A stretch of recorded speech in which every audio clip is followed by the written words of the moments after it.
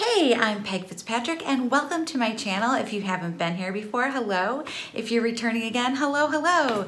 If you're new, please hit the subscribe button and the bell to get notifications for future videos. If you don't know who I am, my name is Peg Fitzpatrick. I'm co-author of The Art of Social Media. I'm a speaker and I've spoken at social media conferences all over the country.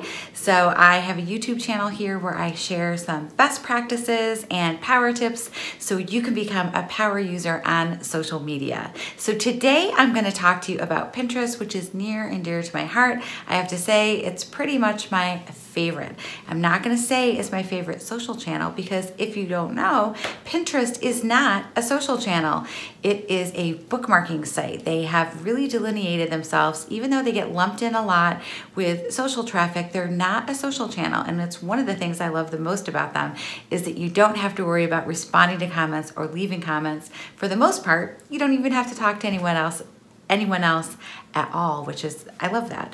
At the end of the day, after tweeting and Facebooking and LinkedIn and everywhere else where you're talking to people, it's nice just to have somewhere to like pin a few things and enjoy it. But today I'm going to talk to you about best practices in 2018 and how you can do really well with your Pinterest account. They recently came out and gave us some new best practices for your Pinterest for Business. If you're not sure what that is, it's free to sign up for Pinterest for Business.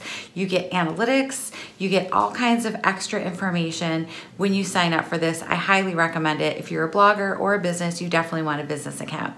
So once you're on Pinterest for Business, these are the recommendations that Pinterest gives us to make sure that you're doing well on Pinterest.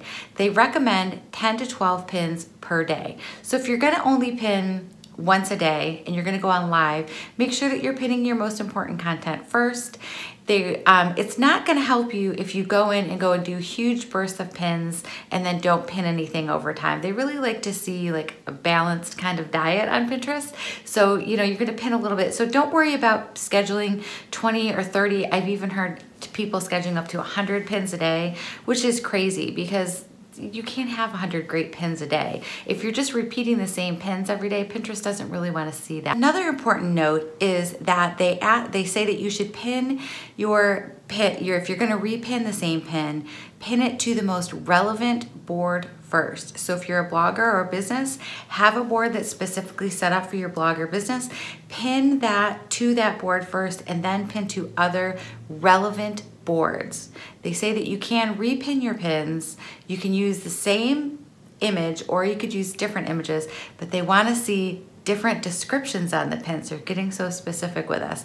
So if you're going to share the same pin more than one time, pin it to your relevant board first. So what I do is when I hit publish on a blog post, I schedule that. I actually go into Pinterest and I upload the image and I put all my information. I put my link and my description and my hashtags. Then I save that to my blog board or my social media savoir-faire board. Those are my two big social media boards. And then I will schedule out repins to other boards in the future. Now, of course, then you'd want them to go in your first 5 pins on other days. And you want to make sure that you're putting them all on relevant boards. They said that if you're scheduling that pin to boards that are not relevant, so if you're taking your social media blogging pin and you're scheduling it to your cooking board or something else that's just irrelevant, they're on to you. So they all have to be relevant boards. So hypothetically speaking, if you have one, if you're a social media blogger like I am, you're gonna have a couple boards that are that topic, and then you have other boards that aren't that topic. So you're not gonna be able to just repin the same things over and over again. They wanna see unique pins, they wanna see different descriptions. If you've different images, they want different descriptions. Think about using keywords in the title of your pin and in your description and in your hashtags. There's so much to think about now for search for Pinterest. They're also saying if you pin it to irrelevant boards that it could hurt your overall Pinterest performance. You want to make sure all your pins lead to great places, no 404 errors. Avoid pop-ups. If you have pop-ups, they want people to click away from Pinterest to go to your article and love it. So they also recommended that your Pinterest image is on your blog post. So they don't want to see the ones that are buried. They want people to see the same thing when they go, which makes sense because people are going to like that better. So Pinterest is recommending that you do have the image that you use on Pinterest on your blog post So there's a lot of things to think about. Differentiator between Pinterest and social platforms is that on other platforms, you'll see that all your activity will happen within the first 24 hours. On YouTube, first 24 hours are crucial. Facebook, things happen, you know, in the first half hour, definitely within the first half a day. And Twitter, they last like 20 minutes or so for a tweet. So things go fast and then they're gone. On Pinterest, you have to wait longer. I always say it's a slow simmer on a burner. It's like a slow cooker for activity. So things don't necessarily happen in the first week or two. It takes time for your Pinterest pins to do better. So you're pinning consistently, eventually things are gonna catch up within months, even years. Things do better after years. I have pins sometimes that are seasonally popular. I have a couple pins that trend at Christmas. I have one that's like a three ingredient butter cookie that every year, I think this year it gave me an extra 2 million impressions per month for November, December, and part of January. So I don't recommend deleting old pins because I think that if you've pinned good content to relevant boards that have good keywords, they can continue to do really well for your account. So people that say, should I delete my old pins? I say no, because I think it's a waste of time. You could create new content in that same amount of time. One cool thing that they said is don't shy away from volume. So don't worry about having a lot of pins, which is good news for me because I have a lot of pins, but they recommend that it's all well organized, which mine is, but they want you to have really good boards and have things organized. So you're not just going on and just doing huge pin sprees and just pinning a ton of stuff to not relevant organized content. So organize your boards and then rotate where you're pinning. So you want to make sure that you're pinning to your most important boards to your brand, but also just rotate things through. And people on Pinterest do things early. Pinners are planners. So if you're going to pin for holidays or certain events that are coming up, like if it's spring or if it's summer vacation, people are pinning like, 2 months to a month and a half before. So pin things earlier. So if you're gonna have like a Easter post, you would have wanted that in February. So you gotta think early and plan your content ahead, which is very smart anyway for a content creator or for a brand. So make sure that you're planning ahead and don't worry about pinning too much. Just make sure that you don't need to overpin. 10 to 12 a day is fine. Pin them to relevant boards and just keep it up every day. Just don't do it all in one day. Just schedule it out over time. So Tailwind, as I already mentioned, this is not a sponsored post, but Tailwind is a great tool because they are an official Pinterest partner and they follow the rules for what you can do and what you can't do. If you're using other services, and Board Booster is the one that I've heard that does this, is they delete pins for you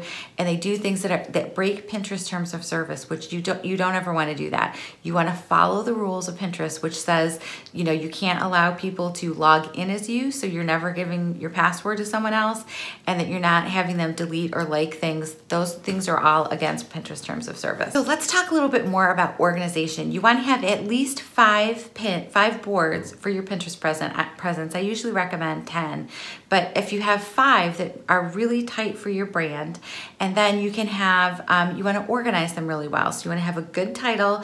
Don't get overly creative because you really want to make sure that it's searchable. So if you have blog tips, I used to have my blog board was named Blogtastic because I thought that was fun, but then really like better blog tips or something that's more relevant and has searches better. So give your boards good titles, and also write descriptions for your boards that also have good SEO in them.